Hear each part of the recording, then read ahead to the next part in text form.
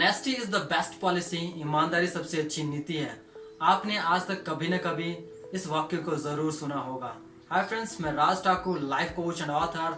आज आपके लिए फिर से जीना इसी का नाम है वीडियो सीरीज का अगला पार्ट आपके लिए लेकर के आया हूँ। तो वीडियो में आगे बढ़ने से पहले चैनल को सब्सक्राइब कर लें और बेल आइकन को हिट करना ना भूलें, ताकि आपको आने वाले नए वीडियो की नोटिफिकेशन टाइम पे मिल जाए।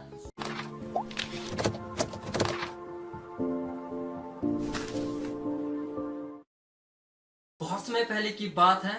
सूर्यगढ़ नाम का एक राज्य था और वह राज्य बहुत ज्यादा सुखी और समृद्ध था। और उसका जो राजा वो भी बहुत ज्यादा सुखी था, बहुत ज्यादा खुश था।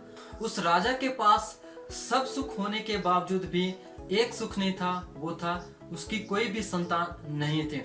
वो हमेशा सोचा करता था कि मेरे बाद मेरे राज्य को कौन देखेगा, कौन मेरे राज्य की देखभाल करेगा, कौन मेरे राज्य की बागडोर संभालेगा। वो हमेशा ये सोचा करता था जैसे आज मेरा राज्य सुखी और समृद्ध है, मेरे बाद भी कोई ऐसा शासक आए जो इसको संभाले। अगर मेरा बेटा होता या मेरी संतान होती तो वो इस राज्य को संभालता, बट मेरी तो कोई संतान ही नहीं है। इसके लिए वो अपने मंत्रियों से मिलता है, बातें करता है और वो पूछता है कि इसका क्या समाधान निकाला जाए।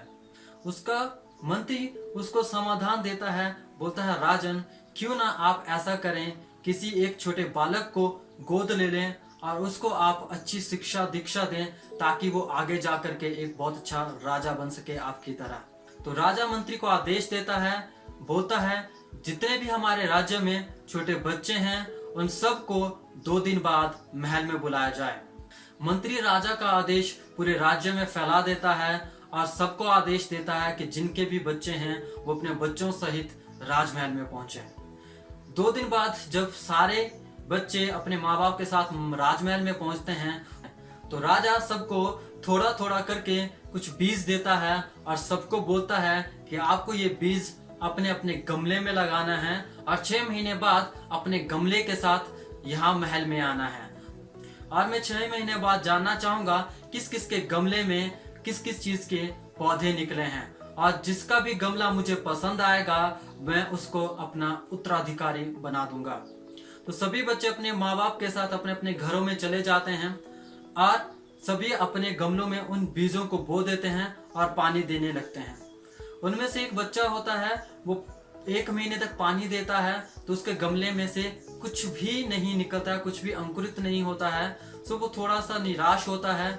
इसी तरह से समय बीतता जाता है और फिर 2 महीने 3 महीने हो जाते हैं और उसके बाद वो और ज्यादा हताश और निराश हो जाता है और अपनी माँ से बोलता है, माँ देखो मेरे गमले में से तो एक भी पौधा नहीं निकला है। तो माँ उसका ये कहते हुए हौसला बढ़ाती है, बोलती है बेटा सब्र का फल मीठा होता है, हो सकता है तुम्हें जो बीज राजा ने दिए हो उनको अंकुरित होने में ज्यादा टाइम लगता है, तो सब्र रखो, वो अपने आप ही अंकुरित हो जाएंगे। इसी तरह से 4था महीना भी बीतता है, 5वां भी बीतता है और 6 महीने पूरे हो जाते हैं। 6 महीने पूरे होने के बाद भी उस बच्चे के गमले में से कुछ भी नहीं निकलता, कुछ भी अंकुरित नहीं होता है।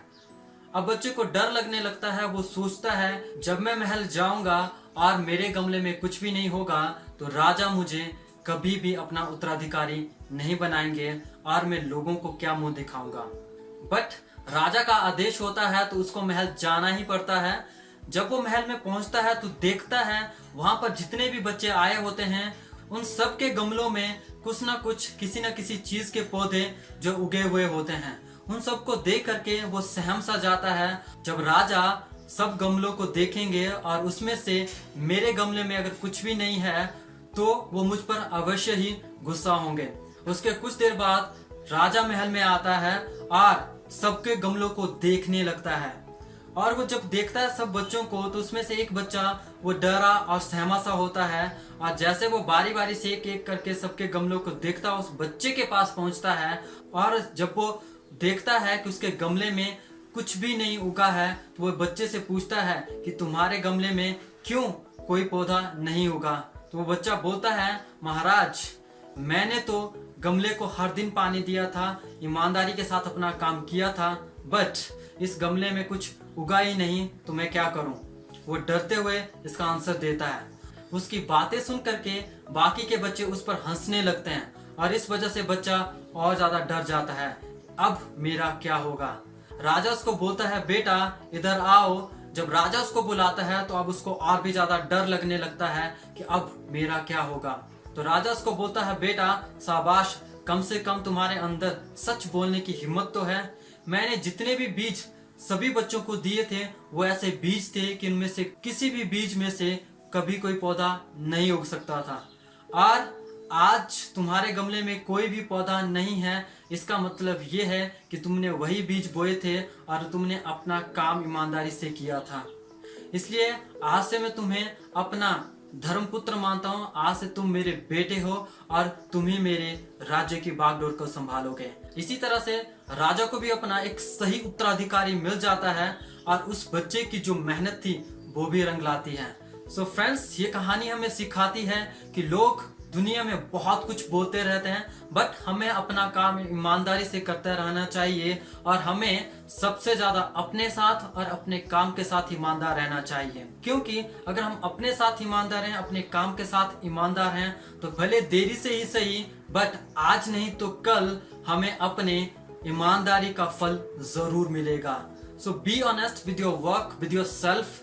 आज तक जितने भी लोग इस दुनिया में कामयाब हुए हैं वो अपने काम को लेकर के और अपने आप को लेकर के हमेशा ईमानदार रहे हैं। सो फ्रेंड्स, कहानी अच्छी लगी हो तो लाइक, शेयर और कमेंट जरूर करें, क्योंकि आपका कमेंट मुझे मोटिवेट करता है नए वीडियो बनाने के लिए। तो मिलते हैं जीना इसी का नाम है कि अगले वीडियो में एक नई मोटिवेशन स्टोरी के साथ। Till then, nice meeting you.